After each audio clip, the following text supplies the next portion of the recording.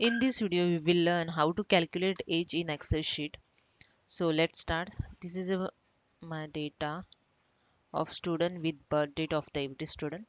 So we are going to calculate the age of every student. So let's start. Just use one formula is equal to date if then comma bracket date if then comma select the date then comma then enter the today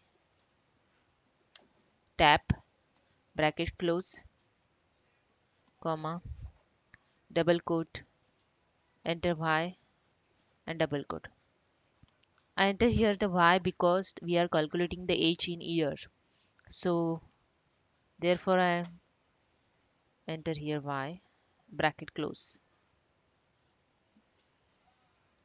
That's it. Just enter.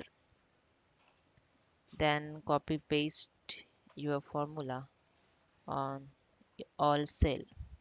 You can see here as per your birth date in age column we calculate the age by using the dateif function and today function.